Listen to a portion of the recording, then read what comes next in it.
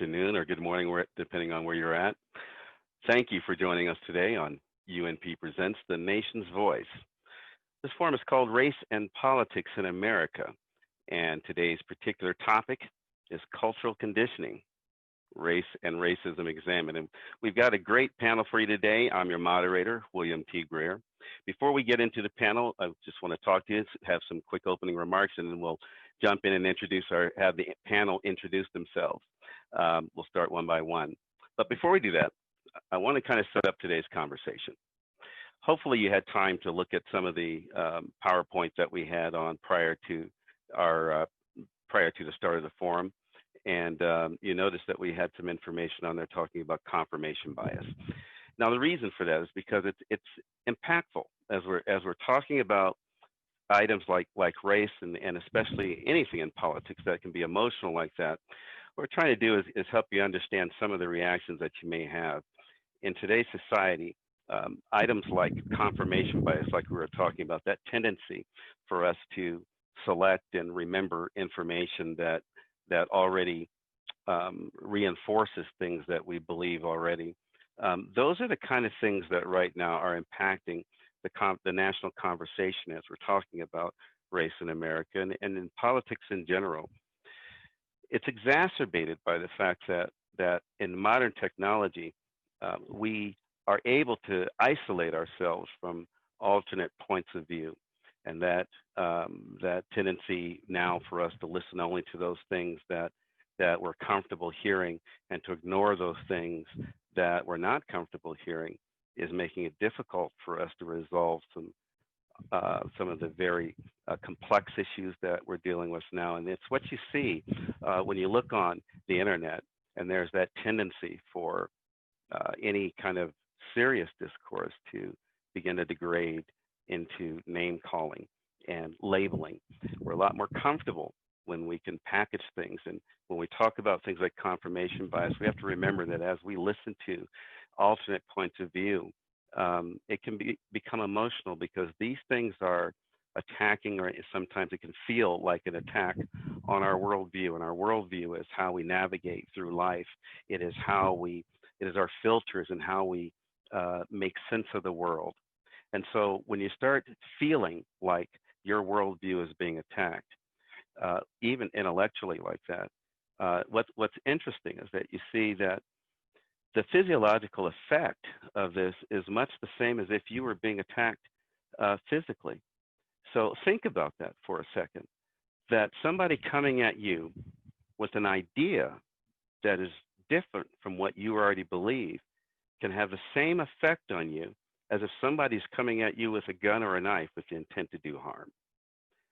It's that effect that leads to these defense mechanisms that we have intellectually, such as confirmation bias and other items like the backfire effect, which we'll talk about on another time and we won't go into here. But these things are impacting our ability to have a dialogue with each other, and they create misconceptions.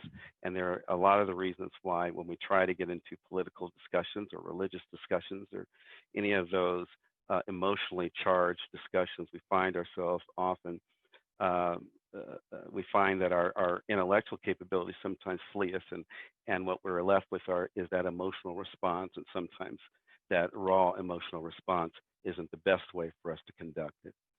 So the question, as you saw on the slide, if you saw that, is what do we do about that? Since we know that it's there, what do we do as we're trying to navigate these very complex issues and have these discussions?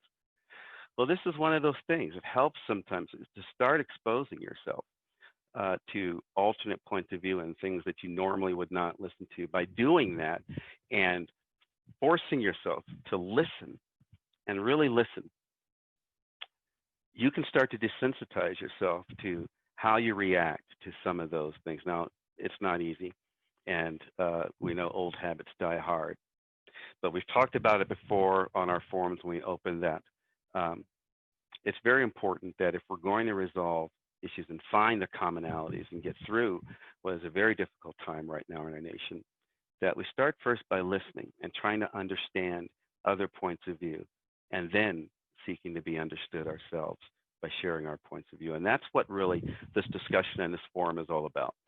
So let's talk a little bit about our topic today. But before we do that, I'm going to go ahead and introduce our panel, and then I'll set up our discussion, and we'll move into that important discussion. So what I'm going to do is I'll introduce you one by one. Panel, I'll ask you to very briefly tell the audience a little bit about yourself, and then we'll come back to our discussion.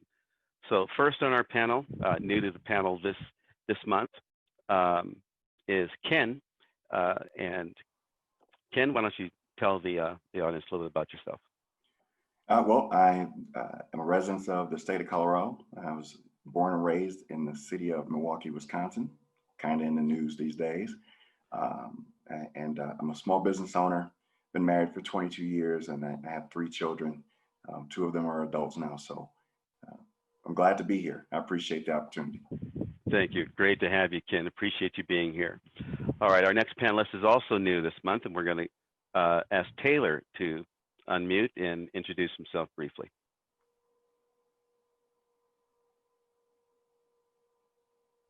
So it's not letting me start the video. It says you can't start your video because the host has stopped it. All right, so Taylor, while our producer's working on that in the background, why don't you go ahead and introduce yourself to the crowd? Okay, looks like it's starting up now. Okay, perfect. Hey guys, glad to be a part of it. Watched last month and thought it was great. So I was born in Baton Rouge, Louisiana, where I learned a very important thing, that conservatism is right and that liberals are evil. And now I live in Los Angeles, California, where I've also learned a very important thing, that being liberal is correct and that conservatism is evil. So I think I have a fairly unique perspective growing up in the 2 polar opposites of those situations. But yeah, I'm on board with the confirmation bias stuff. I think that's really awesome that y'all started with that. So thanks for that. Well, this ought to be fun. It'll be interesting to see you argue with yourself, Taylor. All right. Next up, we have another new participant this month. Stephanie, why don't you unmute and introduce yourself? Hello, everyone. My name is Stephanie. I'm a brand new mother. My partner is actually Gabe, who will be on this a little bit later. I was born and raised in California, actually a very small farm town called Hanford. Moved out at a pretty young age, and I've lived all across the country, even overseas. And I'm left leaning. I will vote Democratic a lot, but only for kind of moral standing issues. I think there are issues on both sides. I don't agree with the 2-party system, and I am an activist and volunteer for women's rights, LGBTQ, civil rights, Black Lives Matter, homeless veterans. I mean, I could go on, but I get very involved with this stuff. So I'm glad to be here. All right, Stephanie, great to have you. All right, now we do have a couple of returning panelists. We're going to start with Beth.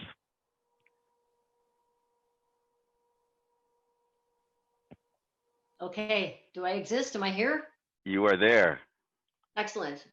So hi, my name is Beth. I'm gonna be changing around that doesn't look great. I'll fix it. Well, it's that moment where you look down and you realize that you look more like Jabba the Hutt than you thought you did.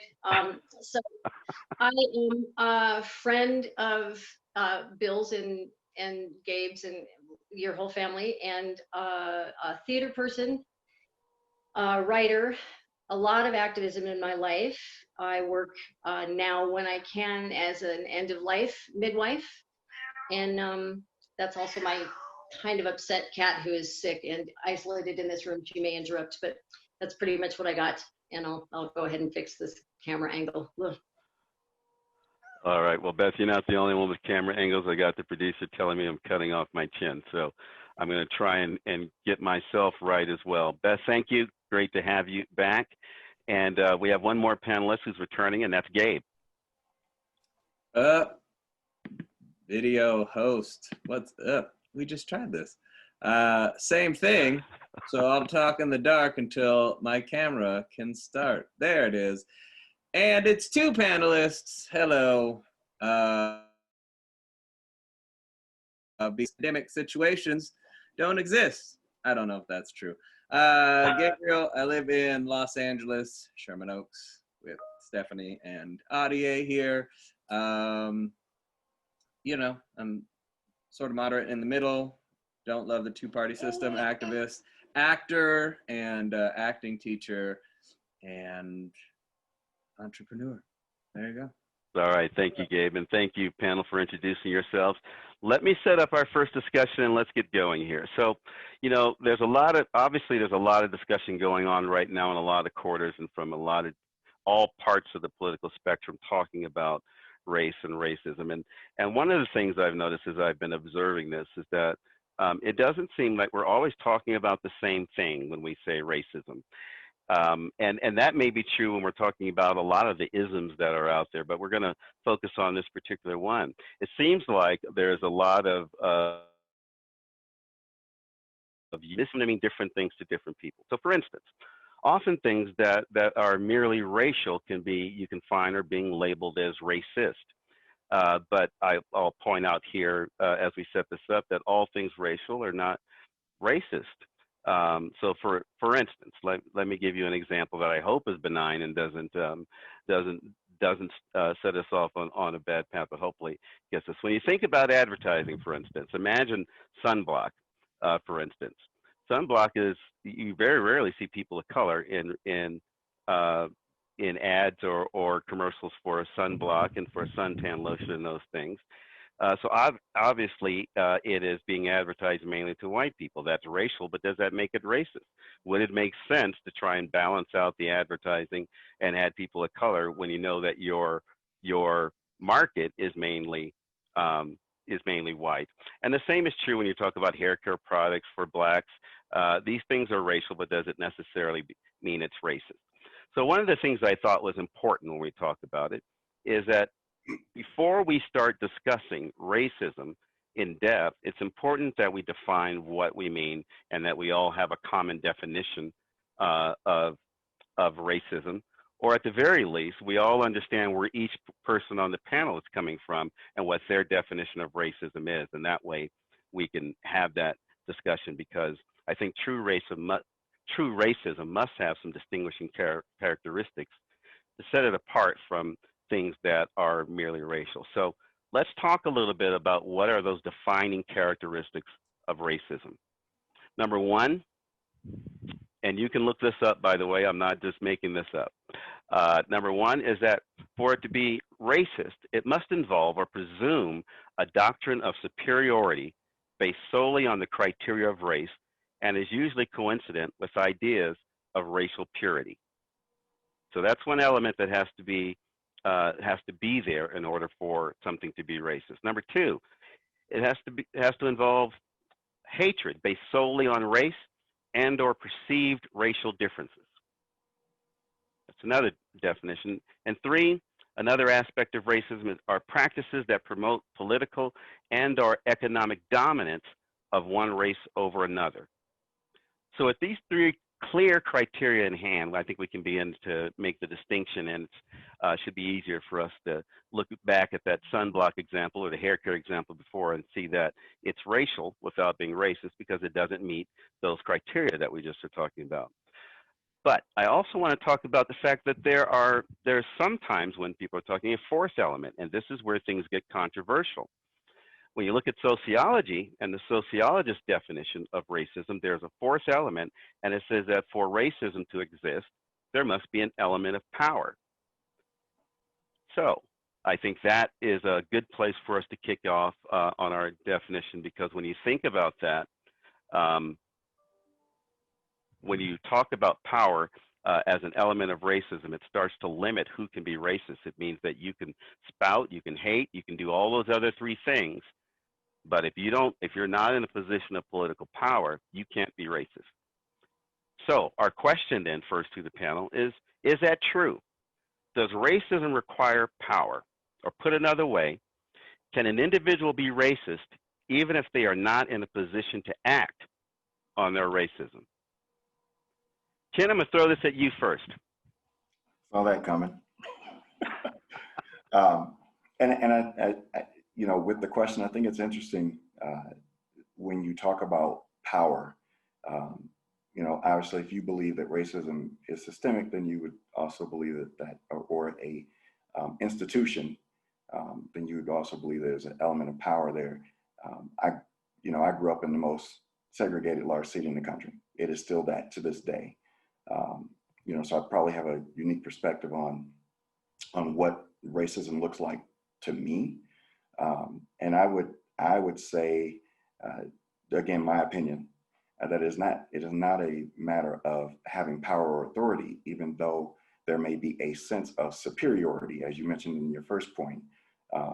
But just because someone feels superior doesn't mean a whole lot, right? Until they show up at your doorstep or come at you. And so I've always believed racism to be an issue of the heart. Therefore, it's impossible to legislate out. And so it is a feeling, and we're not going to necessarily remove it without a heart transplant, if you will. So I believe it is emotionally based. You can be racist, and I don't think this is relegated to just white people, because again, I grew up in a pretty segregated city, and you would hear comments on both sides that I would deem racist. All right, others. Taylor, what are your thoughts? Yeah, I agree with pretty much everything that Ken just said. I don't think that it requires power to be racist. However, I would say that I think that clearly if you're in a position of power, that the racism itself can do more damage, but I personally would still just call it racism if you're mistreating someone or treating someone a certain way because of the color of their skin. Yeah, and I think it's also tricky to define what this power is exactly. Like when you were framing the question or the topic, you said the power to act on it.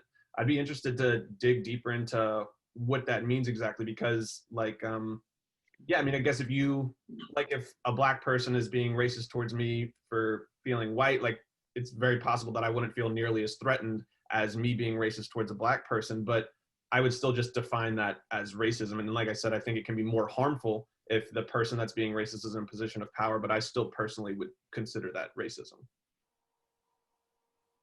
All right, others?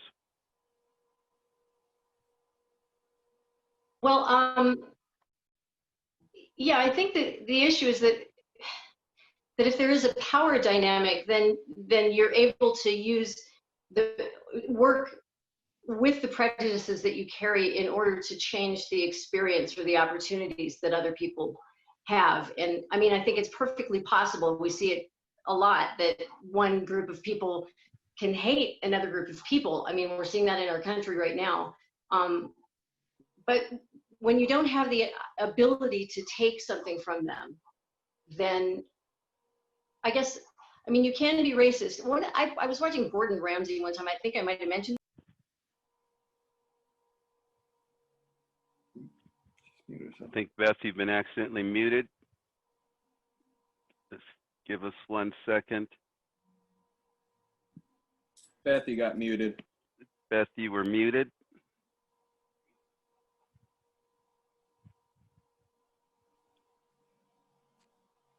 I'll tell you what, maybe someone, there you are. Now I can hear you. Yeah, I never know what to do when I receive a phone call during a Zoom meeting. I'm always like, what do I do? When you just don't like each other because you've had wars or whatever, and neither of you can take anything from each other, then these barbs and insults, they might be hurtful, but they don't do any real harm, I don't think. Hate is never a good idea. But when there's the ability to take something from the other group, then that's what I think of as racism rather than prejudice. And depending on why one group hates the other, I mean, that makes a huge difference. When white people don't like people of color, that's a different dynamic than when people of color don't like white people. And, you know, I think nuance is really important. So I'll jump in here. So I think that racism is systemic and it's used as a tool of oppression. So I'm gonna draw similarities to being a woman in America, because I'm never gonna know what it's like to be a Black person in America. But I just want to get it straight that I'm not diminishing Black people's experience because I'm drawing parallels. It's just all I have to draw from. but I'll explain it like this. So, you know, obviously I believe racism is used as a tool for oppression. And I think we're talking about reverse racism. Can Black people be racist against white people? And I think that you can't really call it racism because they're not using it as a tool for oppression. I think it's more, we're humans, so we put people in categories so that we could judge them and see if something is safe or not. So I'll use an example for women. I believe a lot of women will prejudge men to see if they're safe or not. I don't think that that means that they're sexist against men. I think historically men are sexist against women. So we have to prejudge in order to know if this man is safe or not. I think it's the same thing with Black people. They prejudge white people to know, is this a safe white person or am I in danger? So I think, you know, if they say things, you know, about white people or to a white person, maybe in complaints about, you know, historically the way Black people have been treated, or maybe historically in their own personal life, I think it's more of a survival issue of prejudging and saying, is this white person safe or am I in danger? And so it's a little bit different than racism. And I just don't really think it could be reverse racism in that sense. All right, Gabe, weigh in here. It's interesting because I think this gets nuanced with sort of what are the consequences, what are the repercussions of racism? So maybe that's where this conversation is kind of coming from, right? Do I think that racism needs power in order to be racist? Not necessarily, you know. I don't think so. And neither does he. Excellent point, son.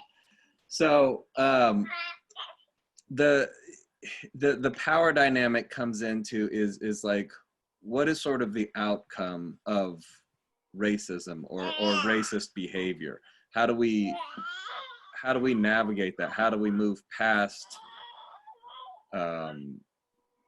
sort of what that means? And so if we're talking about, is it, there are differences though, like, is the outcome of white people being racist towards somebody else different than minorities being racist towards white people? And that is sort of where I think the power definition comes in, if that makes sense. But just based solely on that question, do I think racist, to be labeled a racist, does there have to be a certain power element? No. Interesting. So I tell you what, let's kind of dive into that a little bit deeper. And I'm going to start by challenging those who are saying that power is necessary, because it seems like we've got, and I love it when this happens, that we've got some diversity of thought on the panel. There are some who believe that the power component is important, and there are those who believe that it's not important. So I'm going to start by challenging those who are saying that the power component is not necessary. And I want to go back again as we talked about those other three elements of racism. So, you know, let's talk about a situation in which we have a minority who has a doctrine of superiority based on race and believes in racial purity, hates white people or people of other races, and would promote economic dominance or political dominance of their own race over the other race. So it has all three of those other elements.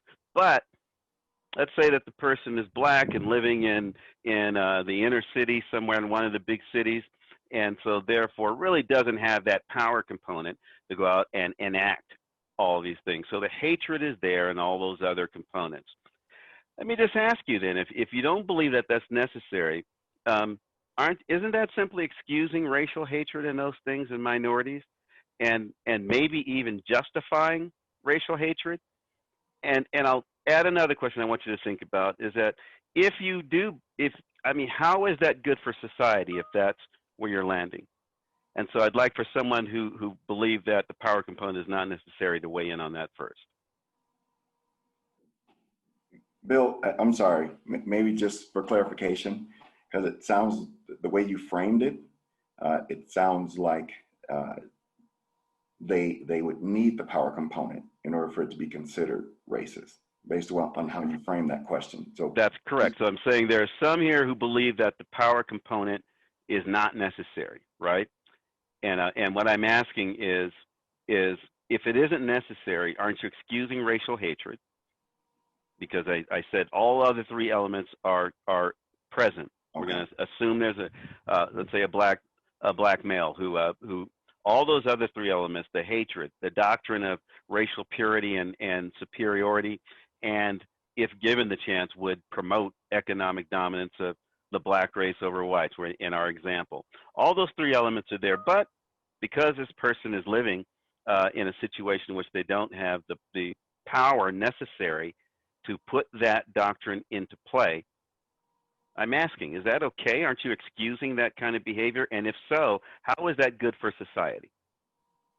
And so I'm asking someone who believes that that power component is not necessary to weigh in first on that. How is it good for society to excuse that kind of hatred in anyone?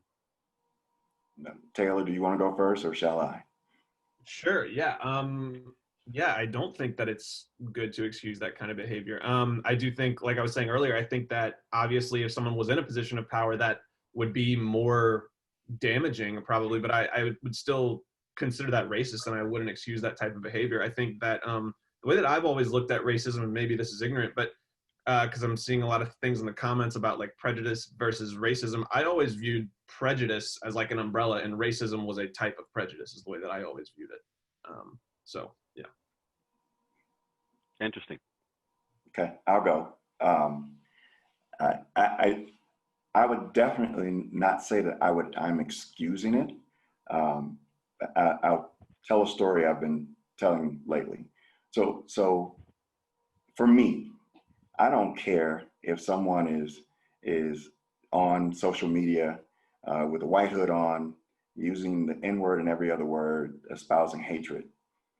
It becomes a different thing if that same person shows up at my doorstep, right? So once, but because to say they don't have power does not mean that they won't act, right? So they may still act, even though they don't have any power or authority. So that person shows up at my doorstep, they may have to deal with something, and it's usually pointed, flying at a very high speed, and they probably can't avoid it. You understand what I'm saying? I'm going to defend and protect my home and my family.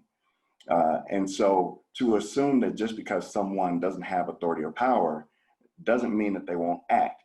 And if they do act, then we definitely have to deal with it as a society. But if they're just, again, on social, I don't care. I don't care how they think. I don't care how they feel, unless it can somehow impact me and my life, and my livelihood, and my family. When it comes to that, I will defend those things. But that's the beauty of living in America, is we can think any way we want. We can actually say whatever. We have a freedom of speech. We can say whatever we want. When that begins to infringe it on someone else's pursuit of happiness, life, and liberty, right? And when that begins to infringe on that, then we as a society need to respond or act. All right. Anyone else? Yeah, I'll chime in. So I wouldn't say it's excusing behavior, because I think that that's another thing that needs to be examined, is also where is people's, considering that it doesn't require power, okay? Where is this racism coming from? All right.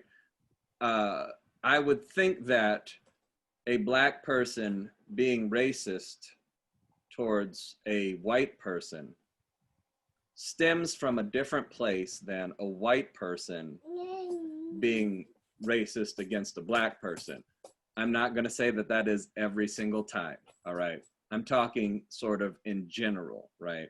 I believe that black people and minorities have been treated a certain way in this country, and it's sort of coming from this distrust, a sort of you know, I mean, just how our experience as black people, when sort of our encounters with white people, how we've been treated, as opposed to a white person that sort of might be racist towards a black person because of, I think, just how the whole country, since however long, how black people have been viewed, portrayed, the image of a black person that's put out there. So I think it's not so much excusing it, it's going, okay, well, again, like, is racism going to be solved? I don't think so. I don't even necessarily know if that's, I won't even get into if that's possible, but as a whole, right? Like, what is racism doing to white people? What is it doing to minorities, people of color?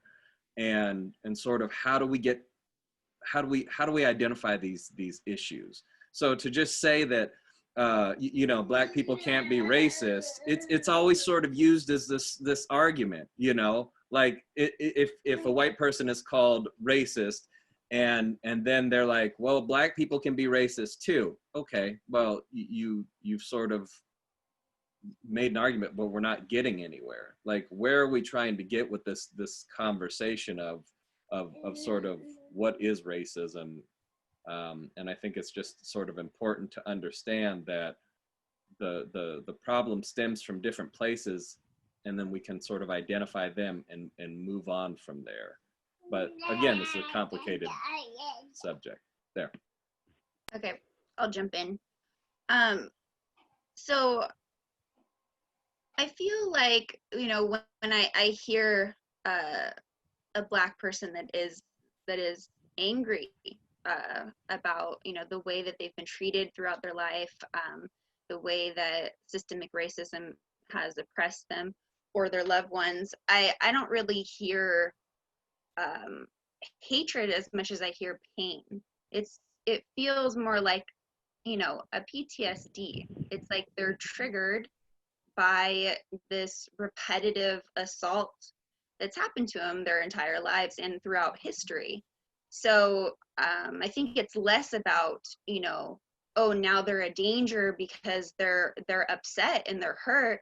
It's more about, what do we do to heal that? What do we do to fix that as a society in order for these people that are experiencing this to feel safe in our society, so that they don't feel this anger or fear of being oppressed or police brutality, whatever it may be. It's less of a danger to our society from that person, and it's more of a danger to our society if this system of white superiority continues.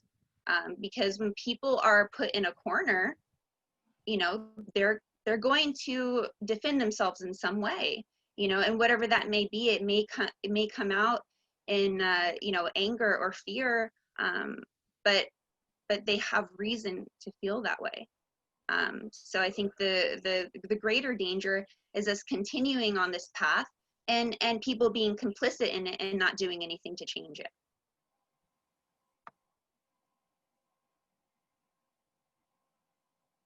All right, thank you. And Jade, I think we've got a comment from the audience that we want to queue up. Are we ready for that?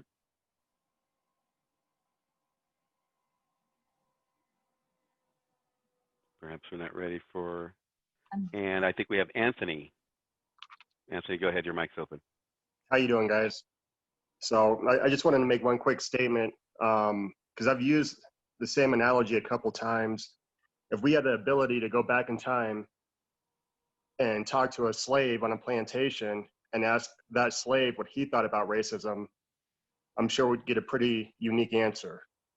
You know, the reality is in this country, we've had groups of people that were dominated for generations. For me, working in the prison system and seeing how people segregate themselves based on race, it's pretty eye-opening. But one thing that actually is different than all the rest is the Aryan nation and their doctrine and philosophies that they practice, that they believe in. And that comes from their superiority complex. You know, whether you look at history and look at the, you know, Hitler and his doctrine that he put out there, that, you know, that's a practice that is unique as far as that type of hate. You know, this country has a lot of different ways we practice hate, but to me, that one was pretty unique because it comes from an inherent belief that they're born superior. That's almost like a God complex.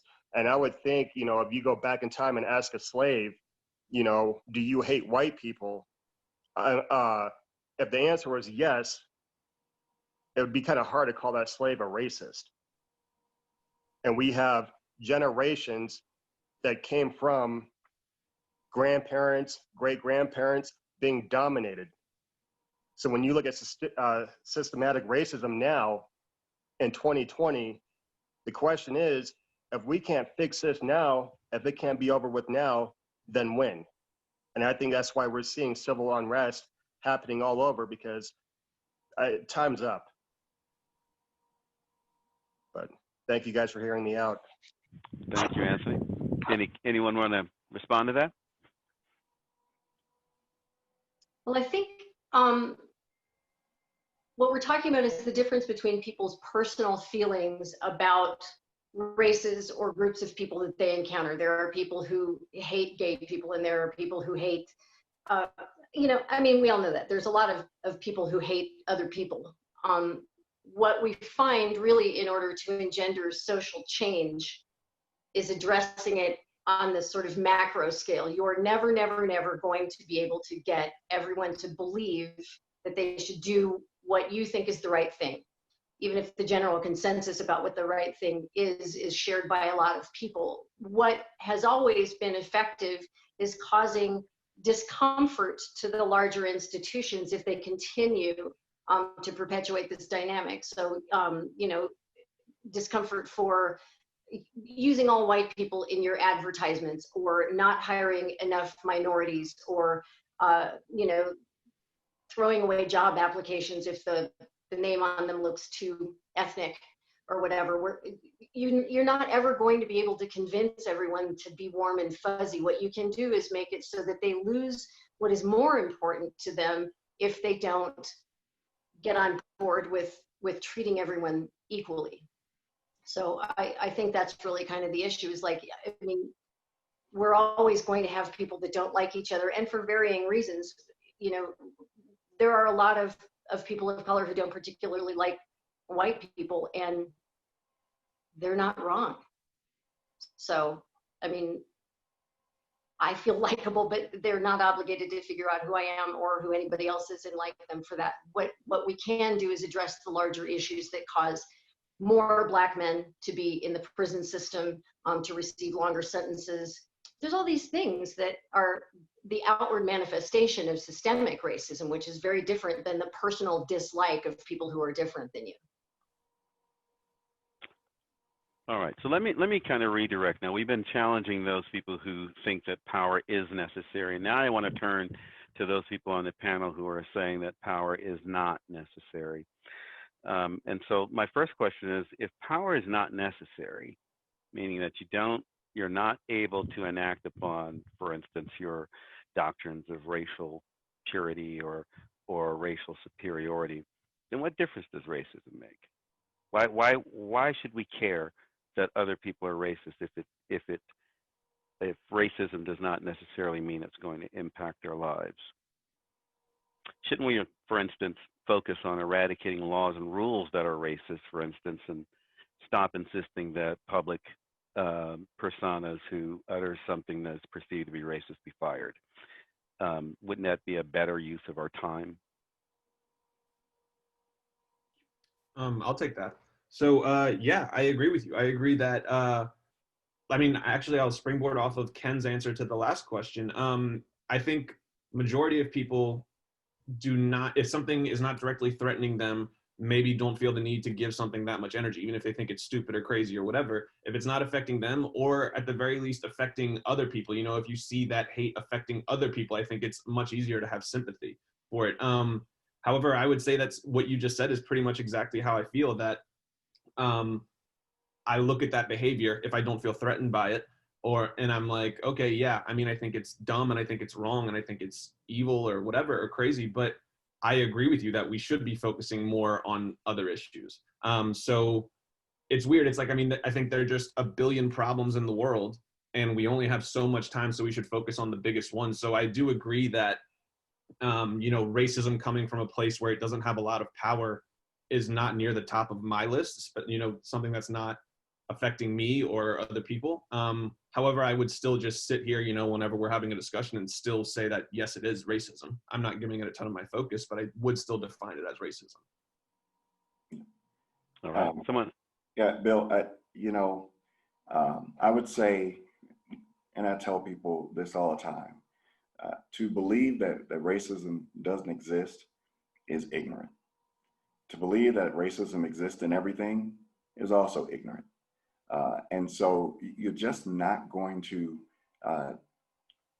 change someone's heart, at least not on a legislative or a large scale. That is a one-on-one, that is relationships, creating relationships, interacting with people that are different from you. That's how you begin to change how you think and how your heart feels about people of other colors or other ethnicities. And so, yes, I would prefer, you know, things like Civil Rights Act of 1968. I would prefer that we see energy poured in when we're talking legislative, because again, you're not going to legislate someone's heart. So I would prefer that we deal with, you know, equal housing. And here's the truth. You know, again, I come from Milwaukee. I've seen it firsthand. I know what it looks like when people are completely separate by sides of town.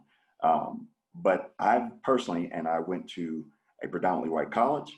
I went to an all boys, predominantly white high school. I went to Catholic schools growing up that were inner city. So I had a chance to interact with people of all different races during my formative years. I can't say that I've ever, this is me, come across a white person that's prevented me from being able to do anything. I own my own business. My daughter just graduated pretty much with honors from college, and a college in Northern Colorado, in which she was pretty much the only Black person in her entire program. They recognized her. I have not had a white person be able to wield power over me, in major part because I've not allowed it. I've said, this is how I've decided to lead my life and direct my life. And therefore, I don't feel hindered.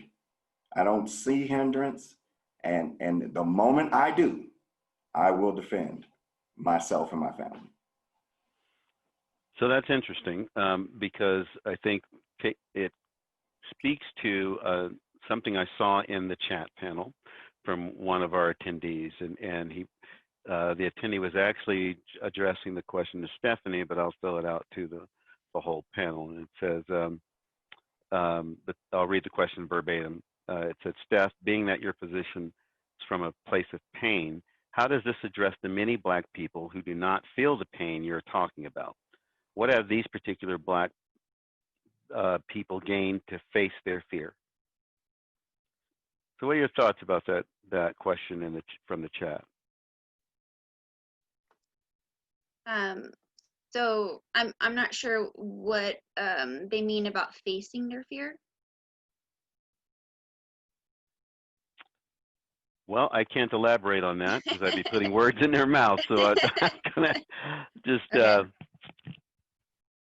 Yeah, I mean, I don't know exactly what they're talking about when they say facing their fear. You know, I, I can guess maybe they're saying I think maybe they. I'm taking from it that they're referring to kind of like what Ken was saying, that Ken is saying that despite having come from a very segregated city, that he did not find that it was able to hold him back. And Ken, I don't want to put words in your mouth by paraphrasing, but what I was hearing is that the racism that may have existed culturally where he came from did not impact him on a personal level to the point that he was not able to achieve the things he set out to achieve. Got it. That's kind of how I interpreted Yeah. Okay. that question. And John, I'll let you, if you can elaborate in the chat, we'll put it in. We'll put it in. So just off of what Ken was saying, I think that Ken is very confident. He's very resilient, and if he did face any oppression unknown to him, because a lot of times it isn't really known to a Black person that somebody is, being, discriminatory towards them, and maybe they got passed up on opportunity for that reason, and maybe they don't know that. But not everybody is as confident and resilient as Ken, and they shouldn't have to be, is what I'm trying to say. Everyone should have the same opportunity to get ahead, whether or not they're going to, push on through and have that confidence to say, no, you're not going to do this to me.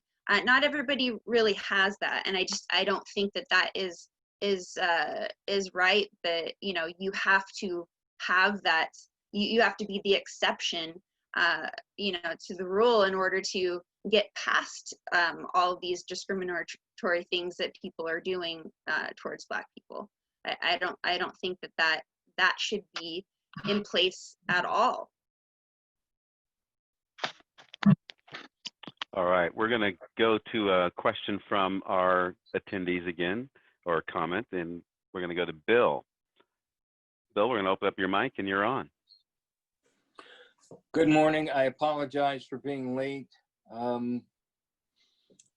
Someone should have told me, Gabe, that it's at Colorado time. I apologize for that. Bill, you have to sing when you're late. You know that, right? I don't mind. Stephanie, the first thing I want to say is kind of in quick response to you, that being Black and growing up with, and I'm not just going to call it racism, I'm going to call it Black hatred, okay? Because that's what touches me, okay? If somebody doesn't like Fords or Cadillacs, that's an altogether different kind of prejudice.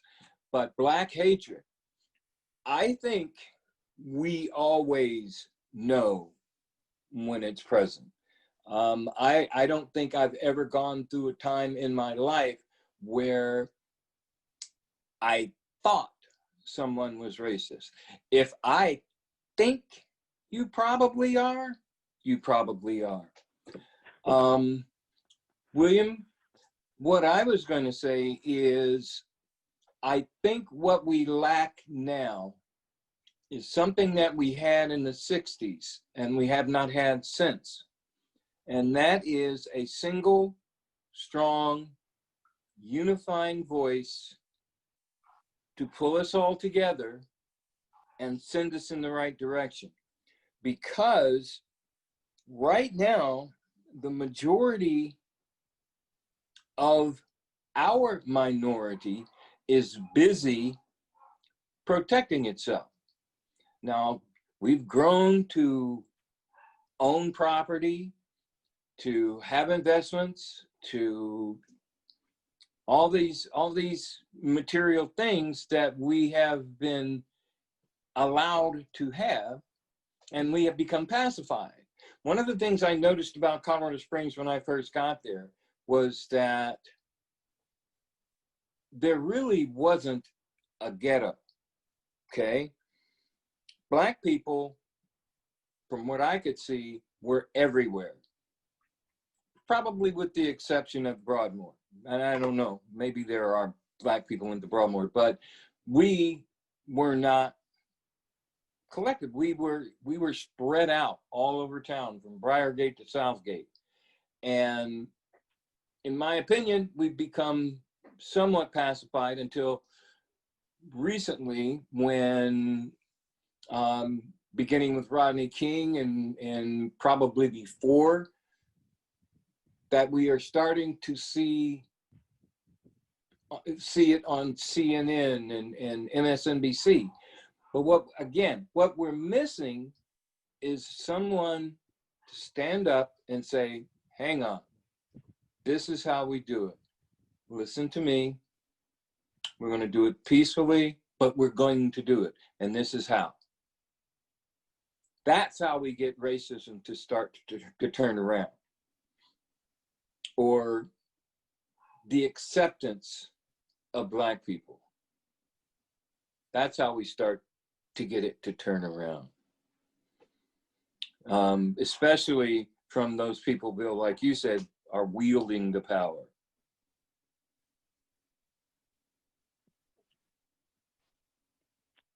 Yeah. All right. And I wanted to kind of touch on a point because it's interesting, sort of, you know, Ken, like I love hearing sort of your experience and sort of your outlook on things.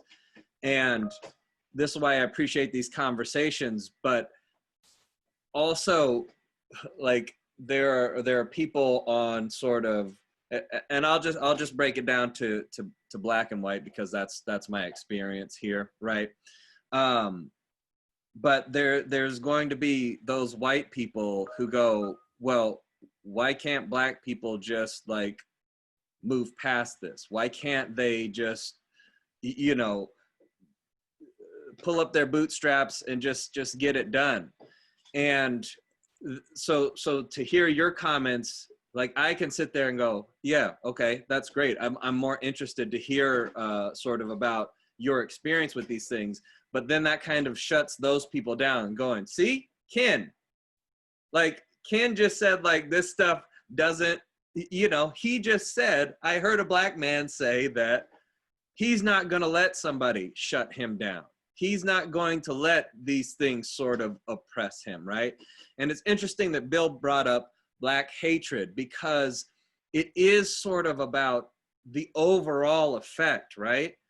It's like when I was in preschool, having someone that was watching over me, because I was very finicky with what I ate, and so I only took a few bites of food, and then that preschool teacher saying, "Hey, this N-word thinks he's too good to eat this food," and then he made me sit in the corner, and then he had all these children like chastise me, and you just think as a kid like this is sort of normal because you look to adults, right? The adults know what it is, and so it's this cumulative effect. And I got called stupid so much from teachers in school that you kind of start to believe that unless you have that thing counteracting on the other side, you know. And you don't necessarily go home and well, I didn't necessarily go home and tell my dad that this was what's happening, that somebody called me stupid or that I was a failure. And this is coming from a child who was in the gifted and talented program all through elementary school, but I still had teachers telling me that I was less than.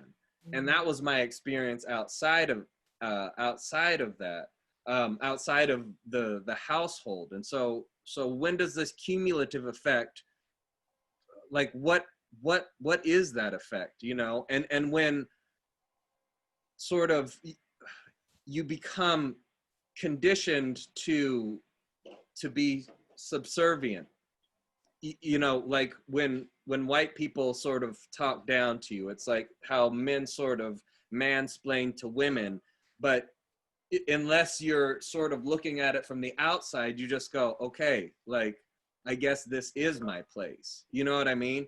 And so it's not to say, because, you know, Morgan Freeman, when he's like, I don't think racism exists because look at me. It's like, well, that doesn't mean that it is impossible for people to succeed, you know? And I love your mindset. And I wish that people like you would go and sort of talk to the youth, you know, and say, look, I'm not going to let anybody sort of hold me back. I'm going to push through. But it sounds like you and your daughter, I believe you said your daughter who was in college, and it sounds like, you know, there's this thing of Black excellence that's happening with you.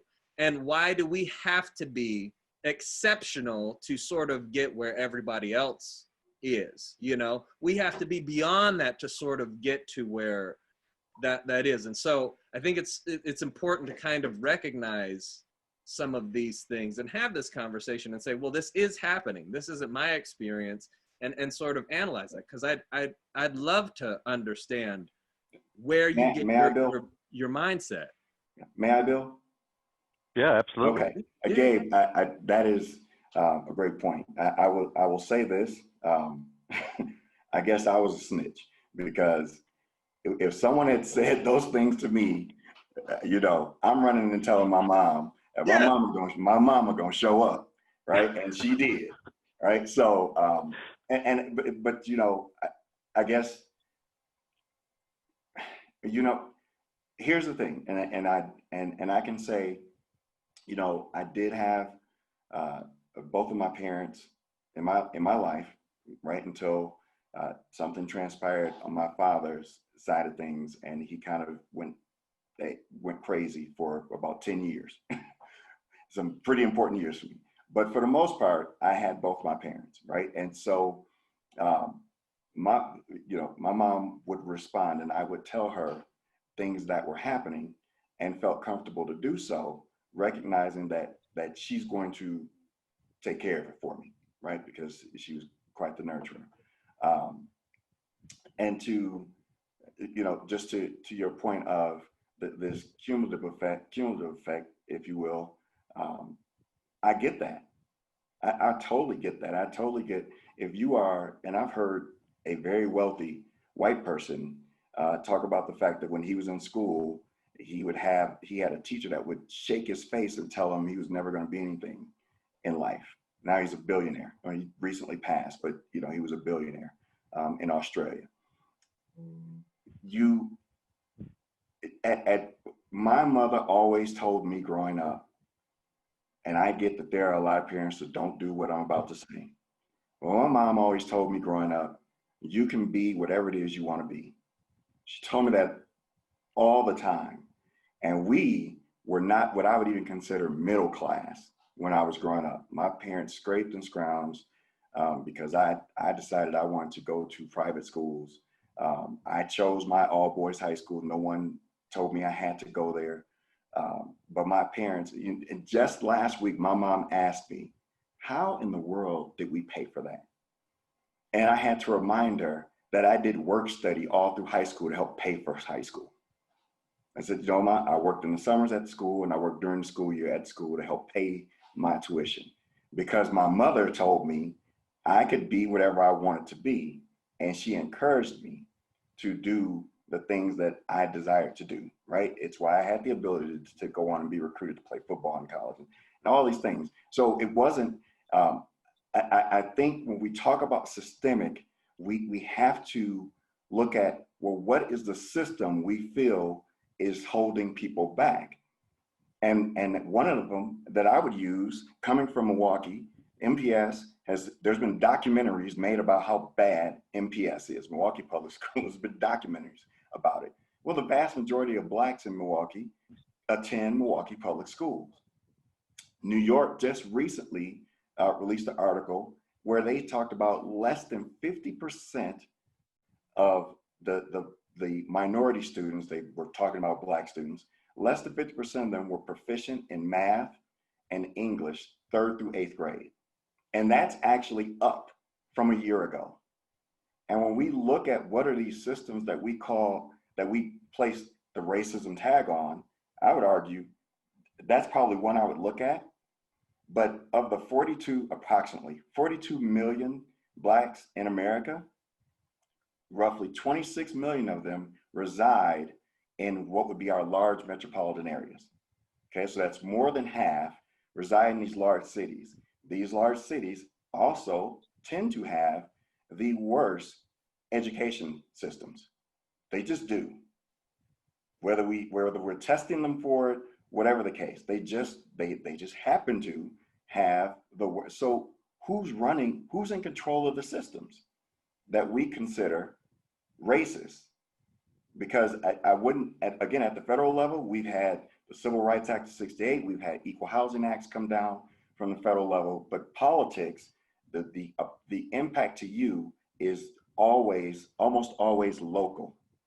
So then you have to look at what local system is acting against me and my best interest. And now, do I have the ability to hold those that are in charge of the system accountable? Can I chime in? Do you mind? Is that okay? Please do. Go ahead. So I tend to follow where essentially where Gabe is, and I wanted to mention, you know, Ken, I love your mindset, and I think it's really admirable. I do think that it's when you say I will protect myself and things like that. There's also the possibility that when someone comes to your house because you've called 911 and you're the person holding the gun because someone tried to break in, that you might be the person who's shot. And, you know,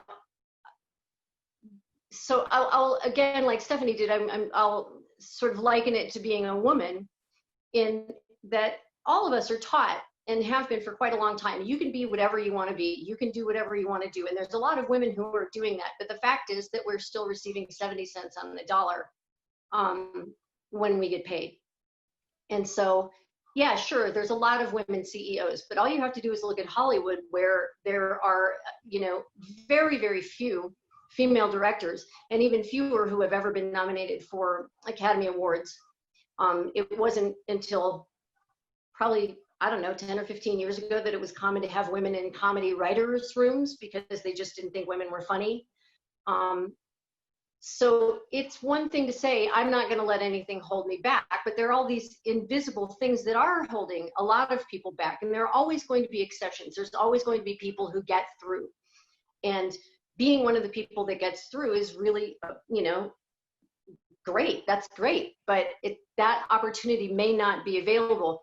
And when you say these things, I worry that there's these, like Gabe said, these people who are like, yeah, see, all you have to do is just be super exceptional, and then you can have what we have. And, you know, so see, there's no problem. There isn't any problem. And even with the white people who are, you know, who have less and do not have individual power, I mean, we're living in a world where, like, those people still vote, and they can vote for someone who will address their interests and keep these things in place.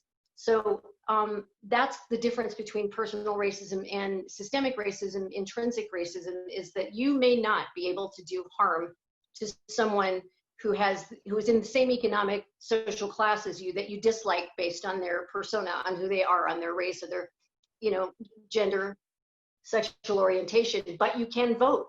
And if enough of us vote for one thing, we will get someone who represents that interest. And then your personal feelings seep into a systemic manifestation of a bunch of you thinking that same way.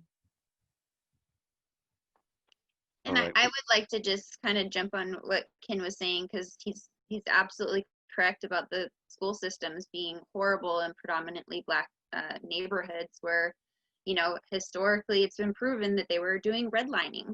So, you know, Black people were pushed in poorer neighborhoods and funding wasn't going to those schools. And so those opportunities just weren't there. And so he's 100% correct in that. And that kind of, you know, you have to get through some of those hurdles in order to get ahead. And those are the kinds of things that need to change. So. All right, now we've got a comment from the audience, and so we're going to go to Charles right now. Charles, your mic is open. Good morning, everyone. Good morning. Thank you for having me. This is a very interesting discussion. And if I may pass on my observation, Mr. Greer, at the outset, the way you set it up, the entire conversation or that you all are having, in my opinion, was a very clinical approach to this particular issue that we're discussing. And I followed that up with the comment from Ken initially. I believe, and as I make these comments, if each and every one of you would agree that this conversation, based upon the original premise, the goalposts have been moved to a point where not even the best field goal kicker in the history of the NFL could possibly make a field goal, because everything, the underlying premise that each person brings to the table is one of emotions.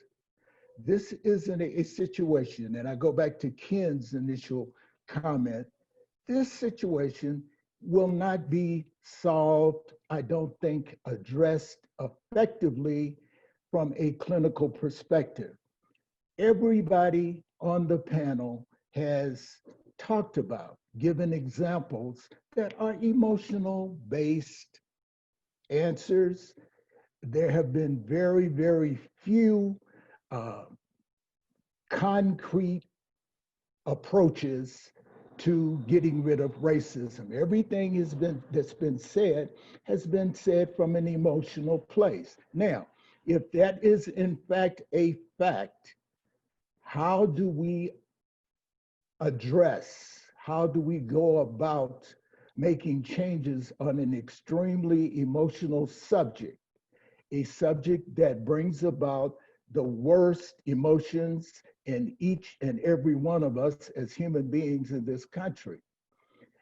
I believe it requires someone that has spent a lot of time doing a lot of self-reflection. And I think Mr. Greer alluded to this originally when he set all of this up. No, it was Ken, excuse me. It's about the individual person. Each and every one of us making a conscious decision if this particular approach to us living together here on this planet is the best approach, number one, for me and for mine being my immediate family, mine being my immediate tribe, my immediate community. Is this approach productive?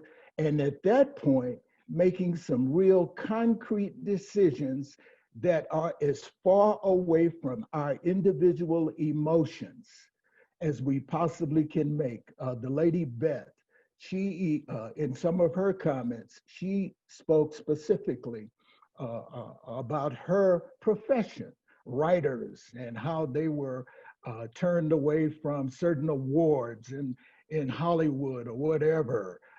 Gabe, I hear your experience being what I perceive to be, you grew up a gifted individual in school, and the approaches that were taken, all of those are very emotional approaches. This particular situation, in my opinion, will never, ever, ever come close to being solved by an emotional approach. Look at everybody on this planet. Each and every one of us possess emotions that are guided in some way by tradition, by ethnicity, and with that many different opinions, how do we come to a consensus? And that would be my question to you all. With that many emotional opinions, how do a foundational premise to address racism when each and every one of us have a different opinion of what, or definition of what racism is.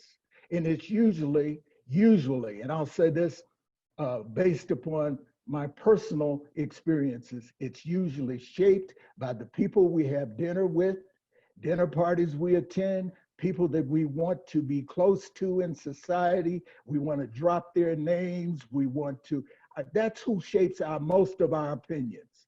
It's very few of us that have the courage to make opinions that do go against our tribes, our individual communities. And I think when you reach that point as an individual, where you can self-reflect and say, guess what? If not me, then who? All right. I think, Charles, you're going to get the last word on. Appreciate it. And we're going to move now in a different direction. We're going to open this up a little bit and turn this to a little bit different aspect of this cultural discussion. So you've heard quite a few of the speakers already on this call refer to systemic racism. And so let's talk a little bit about systemic racism. You know, many minorities feel that racism is systemic, and I'm using that word now in little verbal quotes. Others feel that while there may be racist individuals in the nation, that legislation like the 1964 Civil Rights Act put an end to systemic racism.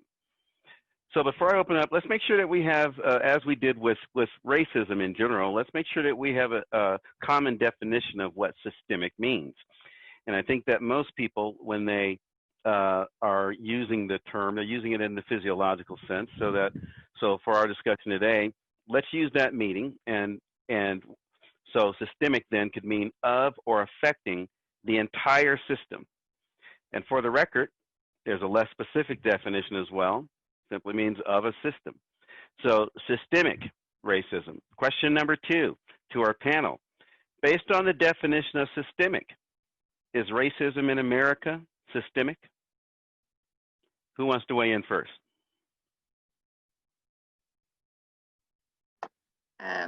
Well, I already said that previously, so I will say yes. For a variety of different reasons, yes, legislation has changed a lot of these things, but you know, we have a lot of things set in place that are not written down that are systemic racism. So, you know, for example, you know, I mentioned redlining before. That's not necessarily practiced because it's a written law. So I don't think something has to be a written law for it to be systemic racism. You know, the FBI found that there was KKK infiltrating the police.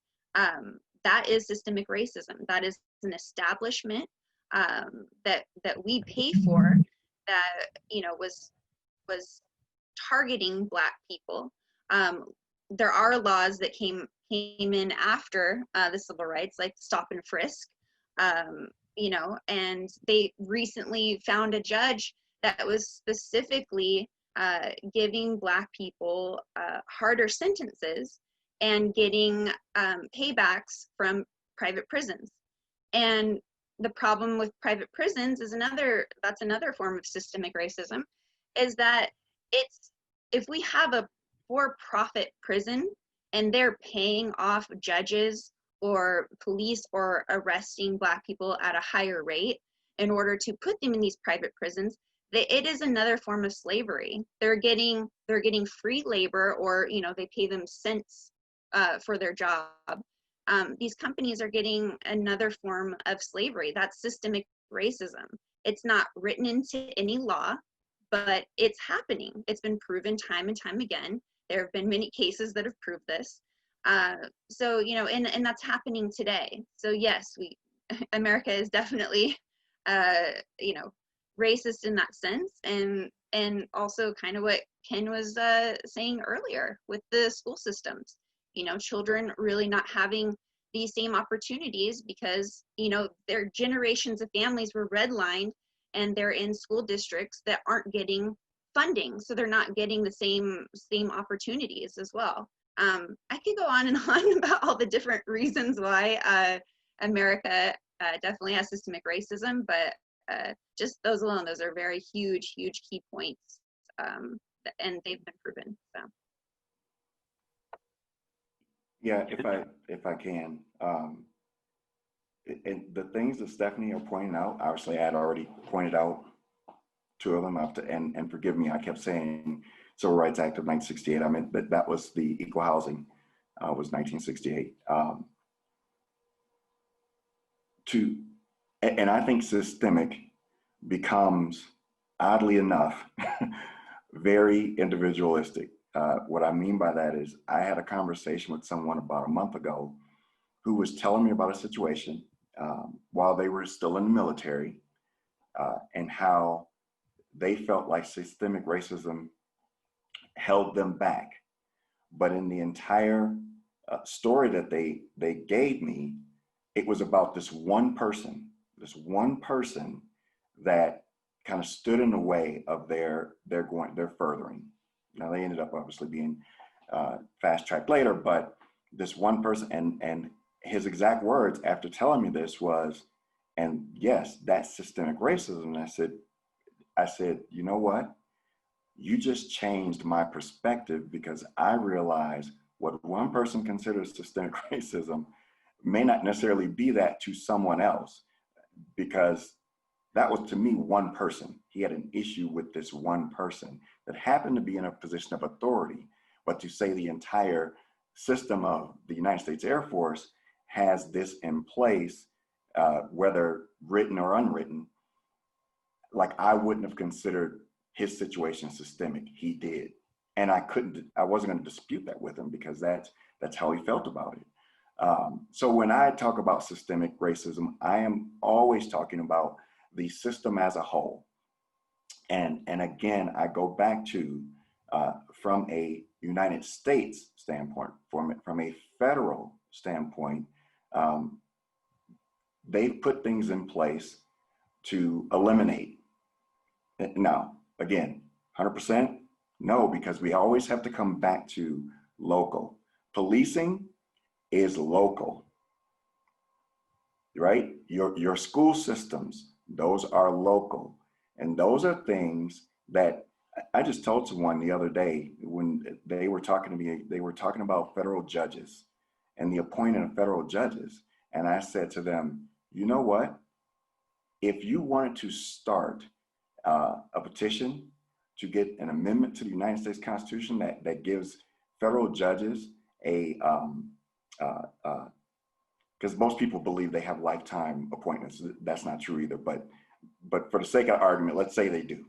I said, if you wanted to start something to get term limits put in place for federal judges, oh, trust me, I can go put together an extra other 1,000 people that will march in step with you to try and get this enacted by enough states, or at least talked about by enough states, to help get that changed.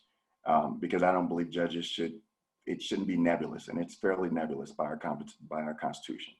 But all these other things that we think are affecting us systemically, because they're local, we actually have a lot more influence. Now, if we know they're happening, you mentioned the thing about the FBI saying the KKK were infiltrating police forces. Is that what you said, or did you say the FBI? You said police forces, right? Then if that's happening, I have, as a voter or as a citizen, I have impact on the police chief. I have impact on the mayor. And if I know that's happening, or if I sense it, you will not get an argument from me. One thing I do believe is that Blacks in America have a disproportionate number of police interactions. And that's coming from my own experience. I believe that. But Beth, you said something, if they show up at my house and I'm the one with the gun, I may get shot. In all my times of ever interacting with the police, now, again, from my experience, and all the times that I've interacted with police, I've never had a police officer draw a gun on me. I've never had a police officer physically mishandle me. Now, that is not the case for a lot of Black men, in particular where I come from, right? In particular. That is, and I can tell you, of those interactions, there's probably 4 or 5 of them, I can almost guarantee it was because I was Black, because I don't know another white person that's ever been pulled over and asked if they had keys in the ignition. Trust me, I've asked a lot of white people. I've never had one tell me that's happened to me, right? So that is, but that same police officer, after I shook my keys, sent me on my way. So if I believed that there was an issue with policing to that level, what I would have done is I would have gathered people together, I would have gotten people together and said, you know what, here's an issue. We need to take it to our police chief. And if we don't see a solution, we need to go to the mayor. And if the mayor is not going to do anything, we need to get rid of the mayor. That's because those things end up being local. And these school systems, we need to change how these school boards are formed. We need to make change because those are the people that are in charge. They are the ones in charge of those systems that are holding back, in my opinion, especially young Black people from seeing life through a different lens. All right, I'm going to pose a question that we see in the chat from one of our attendees. And this is from Jonathan, and he asked the question, is the affirmative action policy in regards to college admissions that are hindering Asian and white Americans from being accepted into the schools of their desires an example of systemic racism? Anyone want to tackle that one? So is affirmative action an example of systemic racism? I'll comment on this. I mean, I guess technically, if you want to go by the definition, it is, in my opinion, I would say, like, I guess it is systemic racism, but then I would also come back to what we talked about at the beginning of this discussion, where I wouldn't say that, like, I'm very threatened by that because of other advantages that maybe I have as a white person. I would also say that, like, you know, if you took that same thing and reversed it, it would be much more damaging to people of color than it would be to a white person. So I guess my answer is pretty similar to my answer at the beginning, where I'd say technically I would still consider that, I would consider it racism, but personally I don't feel very threatened by it. Yeah, I have other thoughts, but I'll just let somebody else jump in. Well, so if you're rectifying an imbalance, and you have to move things back to the other side in order to create balance, is that stealing? I mean, if a bunch of stuff has been stolen and you take it back and try to give it back, make it available to people who got it stolen in the first place, is it stealing? I don't know. I mean, we're trying to address inequities that are hundreds of years in the making and make opportunities available to people that traditionally have not had those opportunities made available. And then there's all of these people saying, well, that's racism. Now it's racism against me. Society works as a pendulum. And so it swings one way and then it swings back the other way, and has to do that until it reaches middle ground. And as it swings, some people get, catch on, and then they go really far in one direction, but eventually it sort of evens itself out. But we're in the evening out process at this point. And that is bound to feel unfair to some people. I think it probably felt terribly unfair for, people in the South after the Civil War, that they lost property, including the human property that they thought that they owned. There were a lot of people who lost a lot in the South. The South suffered terribly after the Civil War. But was that unfair? They were losing things that they shouldn't maybe have had in the first place. So anytime social change of any sort happens, there are people who feel the pain more acutely than other people.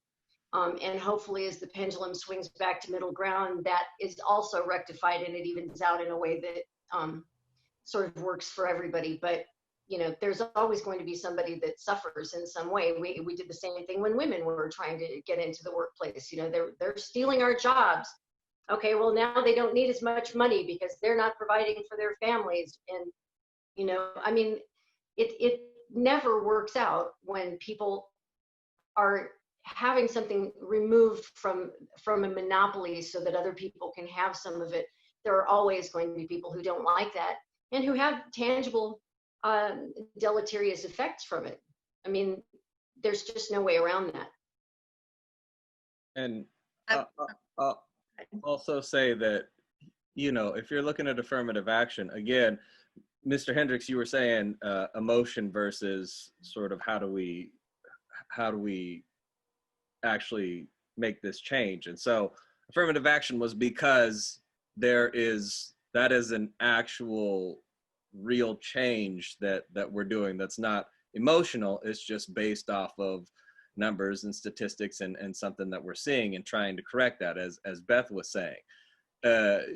You know, and so when people sort of question affirmative action, what I hear them say is that I don't think this is an issue anymore. And so why not point out, like, sort of people who the nepotism into schools that don't belong there. They're also bumping out all of these people just because of tradition. And what about the white students that are bumping out smarter Asian or whatever because they either have more money or more connection, that sort of thing. So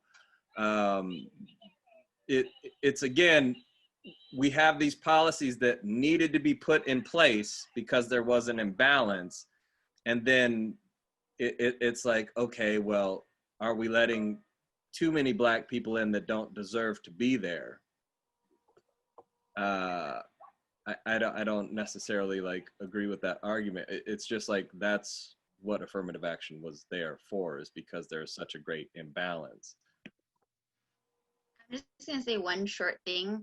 I think that people who have been in power are usually gonna see equality as oppression. They've held all of the opportunities for so long that when people, all they want is equality, they're not seeing it as equality. They're seeing it as if they're now being oppressed, when in fact we're just trying to level the playing field. All right, and we've got another comment coming from Bill Buford in our audience. You know, guys, I've been listening to everything that everyone is saying. We're talking about corrupt judges, corrupt legal system, a broken educational system, and there's that word, system, which is the root word, if I'm not mistaken, of systematic. My question is this, and again, I go back to what I said before. If Walmart is, if Walmart is treating its minority employees differently than they are treating their majority employees, don't shop there. Take your money somewhere else. Okay? Because the way I see it, the world is run by three things: economics, politics, and religion. And in order to be heard, all three must be addressed at one time. In order for this to change, we have to address all three at one time, which is the basis of my question. What is the end game? What is the agenda for Unitix, not politics?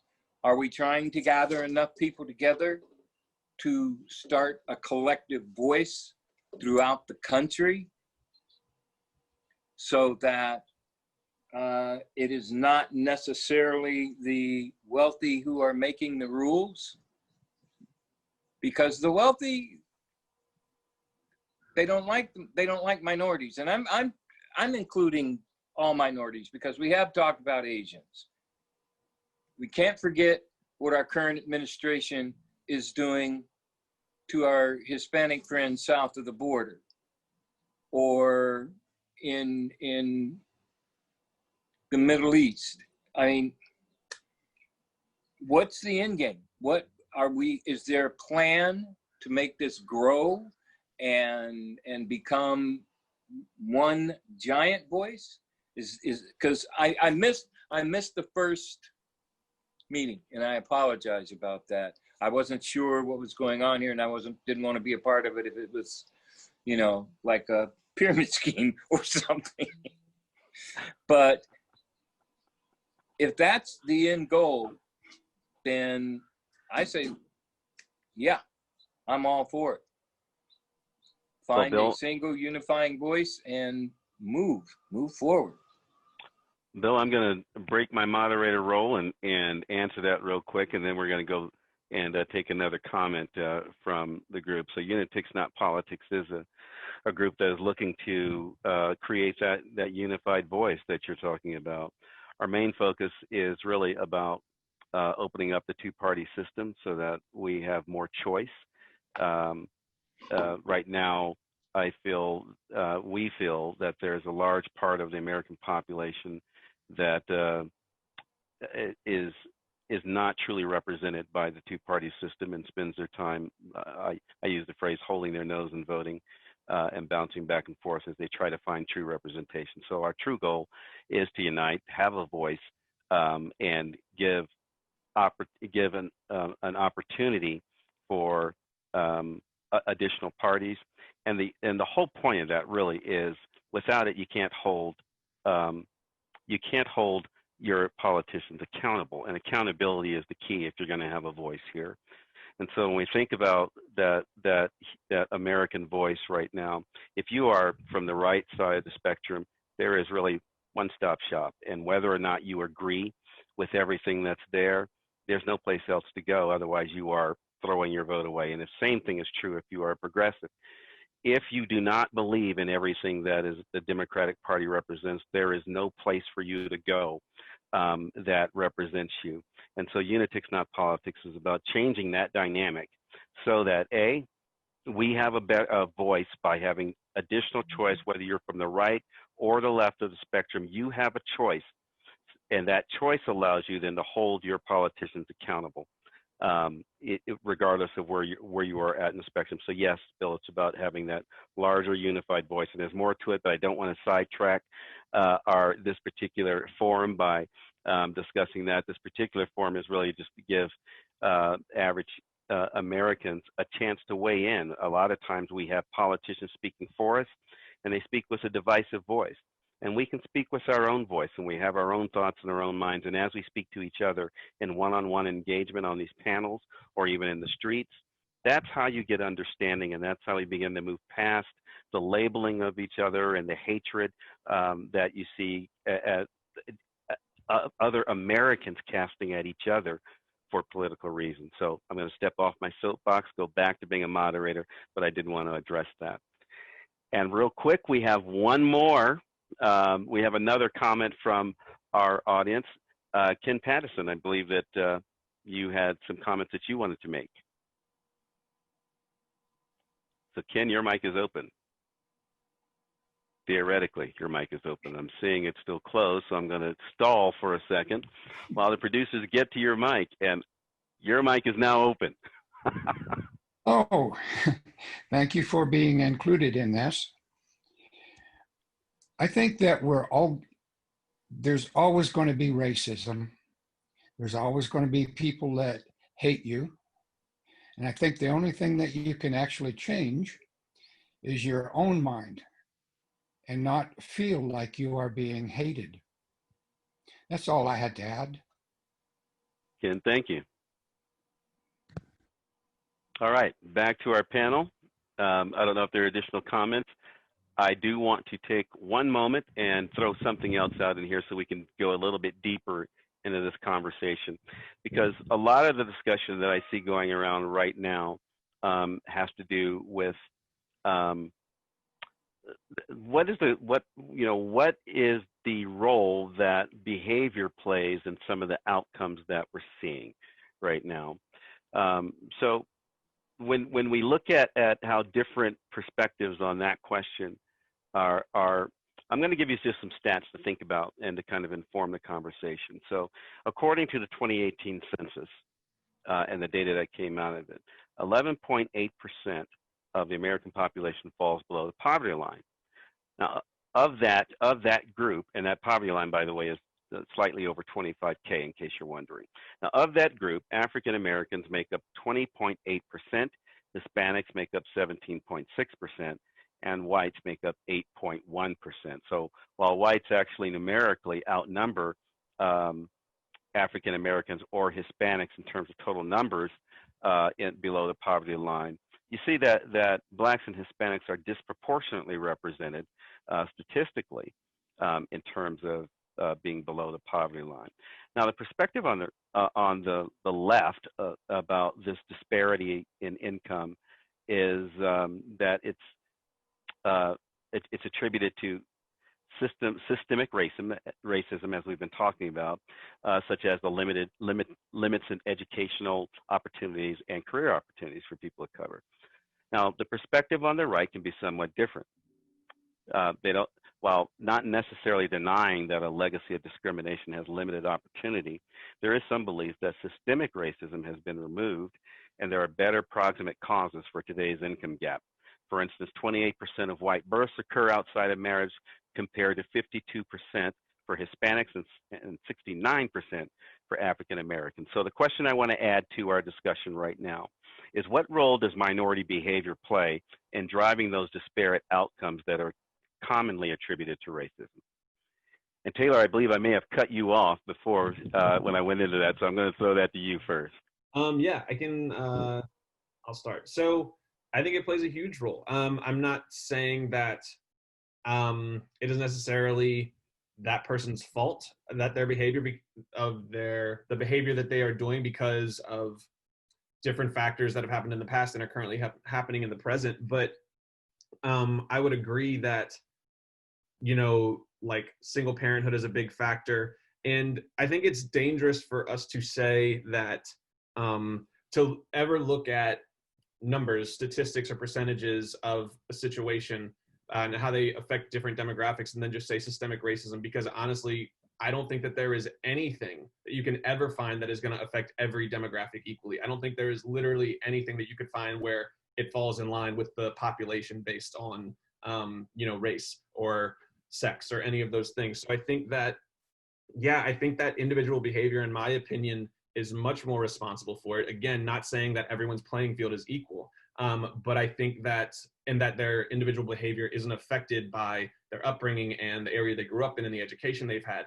However, I do think that the individual behavior itself has a much bigger impact rather than the idea of systemic racism. Just to jump back to what Stephanie was saying earlier, I agree with pretty much everything she's saying. However, I would fall more in Ken's camp as far as I would define that more as individuals that are maybe in the system that are acting in a certain way that is racist. However, I would not define that as systemic racism. I personally believe that it does have to be written down for it to be systemic racism, because I think it's foolish to think that we're ever going to get rid of people that are going to act in a racist or even in a more general way evil. So I think we can do what we can to try to educate people and hopefully change people's minds to stop acting that way. But on a systemic level, I think that behavior is pretty much everything. All right, who else wants to weigh in on that? Well, shoot, I want to weigh in on everything. No, I'm just kidding.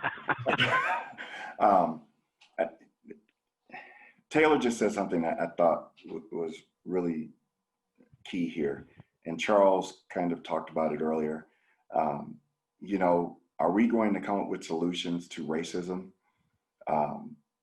here during this 2.5 hours or whatever it is? Probably not. I mean, the truth is, and thankfully I had a chance to chat with Gabe a little bit before we came on, and he was telling about time he spent in Africa. The truth is, and you need to understand I am a Christian. So it's coming from that point of view. The truth is there's a level, if you will, or a spirit of racism that exists on every continent on the planet, right? When you're in Africa, Gabe, all those people look alike, but they separate themselves and go to war over tribes, over what tribe they're part of, right? When you look at, I'm from Wisconsin, Minnesota, Michigan has a very large population of a people called Hmong. And most people don't even know who Hmong are, which is interesting because I know who Hmong are, right? I had neighbors that were Hmong. Well, Hmong are Chinese. If you saw one, you'd assume they were Chinese, but they were the persecuted group. They are the persecuted group in China. In fact, they came here in large numbers to the United States. The reason they end up where they are is because of climate, similar climates, things of that nature, what they're used to. In India, there's a caste system. So the spirit, if you will, of racism exists on every continent in the planet. So to assume that there's something we can do to eliminate it, we're fooling ourselves. It's a hard issue. But can we eliminate what we would call systemic?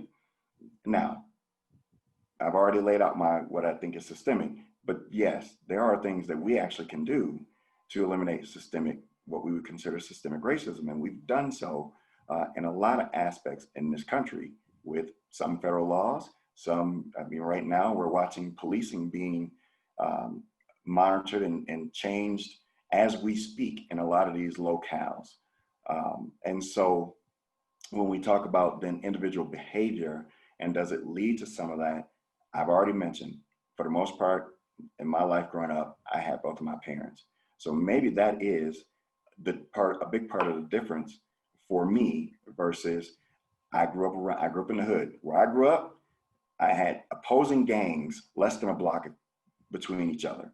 So I've seen people gunned down, I've seen people mugged and robbed, I've seen a lot that most people shouldn't see, right? At least not in a civilized nation.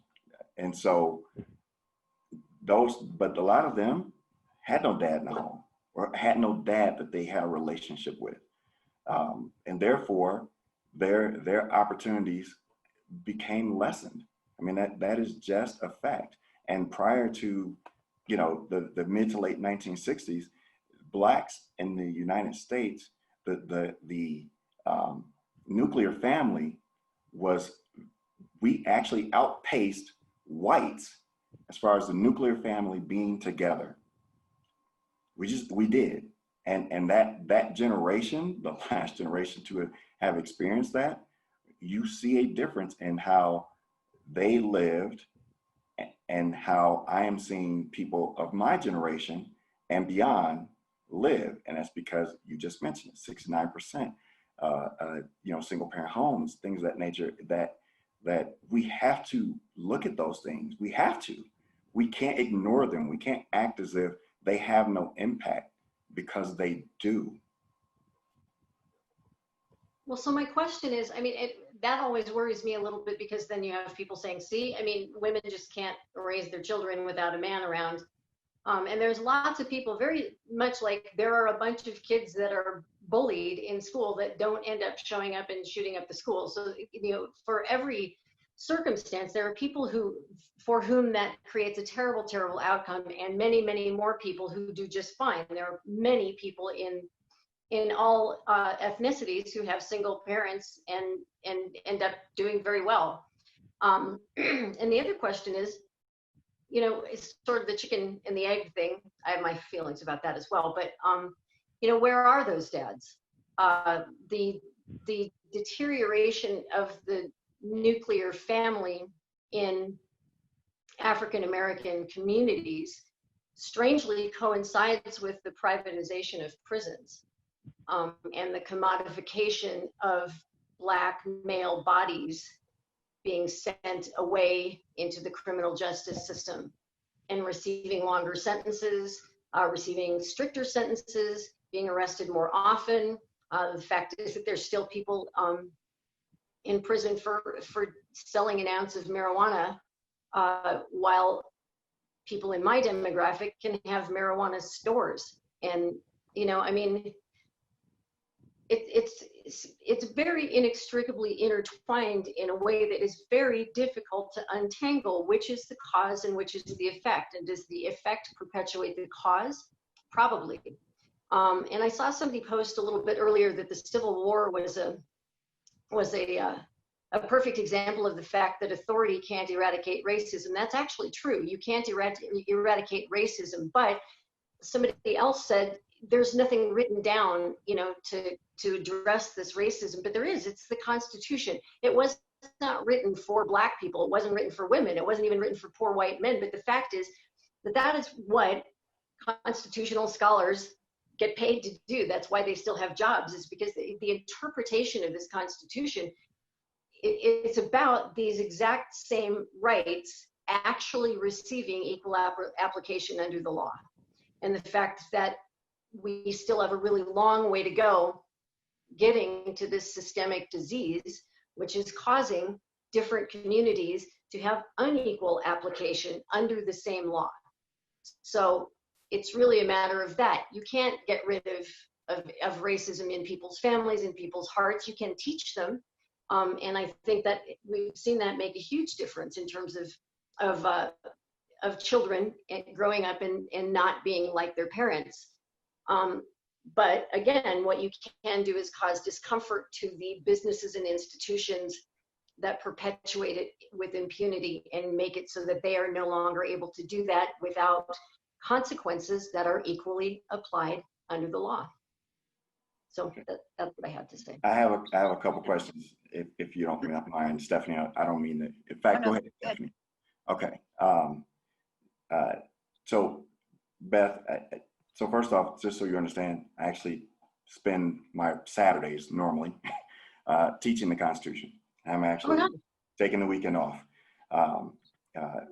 And so you do understand that, like the 13th, 14th, these are parts of the Constitution. So when you say the Constitution was not written for, well, those are actually parts of the Constitution of the United States. They weren't original parts.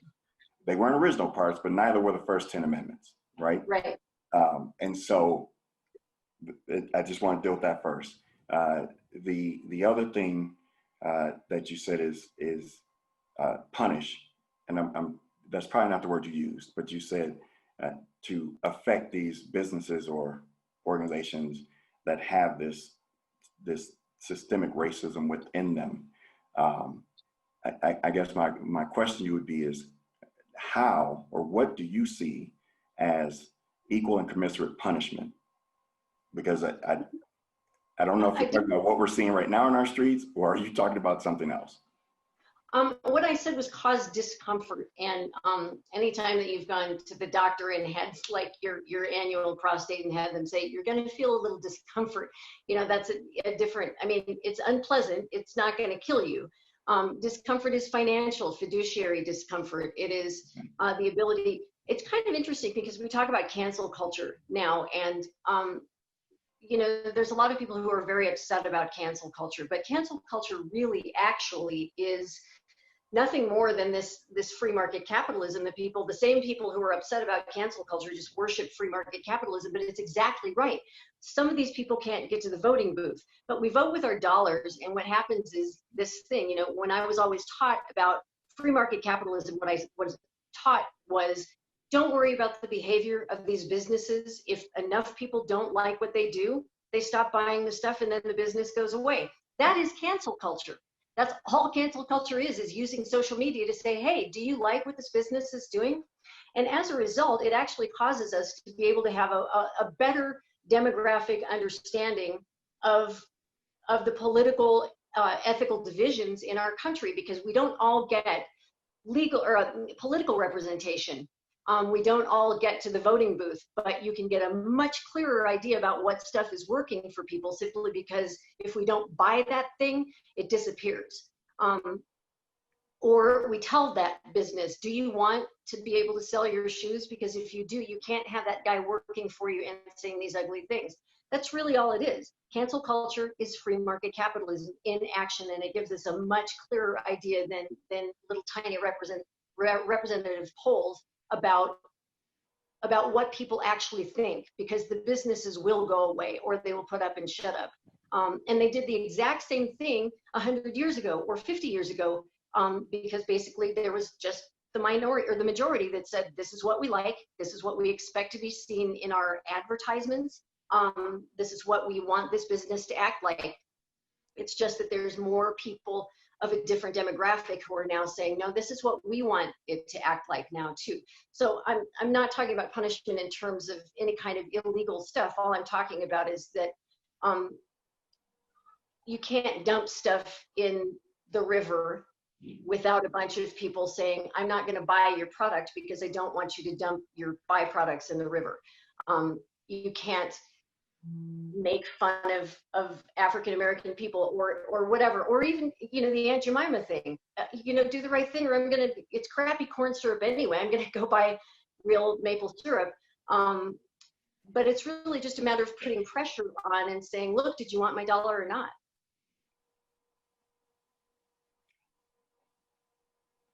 So I'm just gonna circle back to the what William was originally asking about, you know, the actions of a minority and how that affects what is actually happening to them. I'll use the war on drugs as an example. You know, so it's not that Black people do drugs or sell drugs more than white people. That's absolutely not true. It's just that they were being targeted for the war on drugs, for stop and frisk. They were getting arrested and charged for these crimes at a higher rate than white people were. So, you know, they were getting sent into the prison system. And when the crack epidemic happened through predominantly Black neighborhoods, there was a crackdown on arresting them and charging them, putting them in prison. But then when white people had the Oxy pandemic, it was now all of a sudden treated like, oh, they're addicts that need to be treated, you know. And so there's a disparity in the way that Black people and white people are being treated on certain topics like this. So if Black people do drugs, they're criminals, but white people do them, oh, you know, they have a problem, they need therapy, you know, and so their families don't get broken up, you know, and there's that huge difference between, you know, keeping, you know, families together because they're not being treated the same. That's good. Thanks, Stephanie. And you're right when it comes to the war on drugs. But Beth, I would, and I meant to say this earlier, I would actually probably coincide, you know, the New Deal with the destruction of the nuclear family, more so. Now both, when we come forward, and the war on drugs obviously also becomes part of it, but the destruction of the Black nuclear family really became more prevalent when a woman was being told, you'll get more money from the government if he's not in the household. And I grew up around people who 2-3 generations on welfare, right? So I've seen it. I know exactly what it looks like. And the vast majority of them, of course, end up without fathers in the home. And then I've got a cousin. She's got, I don't know, 8, 9, 10 kids, and was never married, but it was in the system. So she was getting more money. Not to throw my cousin under the bus, so I won't say her name, but she was getting more money because she didn't have the man in the home. Now, 4 or 5 of those kids were all by the same man. They never were married. They were never in the same household. And if he was, she was telling them he wasn't. You understand what I'm saying? And so when I look at the effects of that, again, having grown up around it, it has, to me, a bigger impact. Now she's got children who've been in and out of jail and things like that. And we know that there's a higher percentage of men who grew up without a father in prison than men who did. And again, those statistics are out there. That's not something I'm making up. The percentage is high when there's no father. might have something to do with the fact that the women are also not making as much money no matter how hard they work to provide for their families as well. I mean, you know, again, it's all really intertwined, but like single mothers don't earn as much as single fathers do. And they don't have as many resources as far as childcare, housing, where they are able to move and raise their children. And so, I mean, that is a thing to consider as well. I would also be interested if you have some reading material that you might be able to recommend about the New Deal and what you just said. I would, if you can think of something I can read, I'd like to do that. All right, so I'm going to jump in there and say, you know, I love these discussions. It just, it seems to go by so quick, 2 hours once we get going. There's so much to unpack here. And, you know, I was sitting here listening to the last discussion, and about 15 different follow-up questions popped into my head that I thought I'm just going to have to keep into myself. Otherwise, I'm going to end up violating my own stop time. So listen, a great discussion. We're going to wrap it up here. We're going to close it out. So Beth got the last word. I want to thank everyone for joining. And I want to also encourage you to please check us out at UNP, at uniticsnotpolitics.com. And we have a blog there. And then also check out our Facebook page and like us there, and also our YouTube channel. Check those things out, please. We appreciate your support. We do these the last Saturday of every month, so I hope you enjoyed the discussion. Appreciate all the audience participation. Great panel, great job today as usual, panel, and for those new panelists who are on, Ken, Taylor, Stephanie, great job. Really enjoyed having you. Beth, great job. Not surprising, you've been on before, and fantastic job. And Gabe, same thing, as kind of a stalwart panelist for us. Thank you for joining. So all of you again, thank you. I want to also thank Beach Street Records for providing some music for us, as well as Chaplain B. Reels. I had to look off camera there and get some prompting there, but also for providing some music for us. So thanks again, everybody. If you want to be a panelist, remember to send us a note. We'd love to hear your voice as well. Also, please let your friends know about this forum. People you know might be interested. We do think this is important. It's growing, and the more voices we can add to this, the better. So again, everyone, thank you for joining today. Great discussion panel.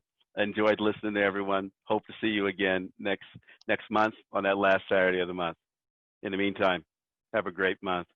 And one thing I want to say real quick, I'm sorry, a call to action. This is something else I want to say out to everyone. In between in this next month, you know, we talked a little bit about confirmation bias and the backfire effect. What I would say is, during this next month, seek out information that is contrary to what you believe. If you normally watch CNN, then watch Fox News. If you normally watch Fox News, then watch CNN. Gauge your reaction. It's not about that reaction. Beth, I hope that wasn't a reaction to me saying watch Fox News. But listen, it isn't about changing your mind. A lot of it is about listening and exposing yourself to different viewpoints. That's how we get past the difficulties that we see in there. Is we have to be willing to listen to each other and not be threatened by different ideas. So that's your call to action, is get out there, seek information that you normally would not listen to and that you would normally screen out, and try not to scream and throw things at your TV when you do that, all right? All right, everyone, have a great month. We'll look forward to talking to you again next month. Thanks, everyone. Yeah.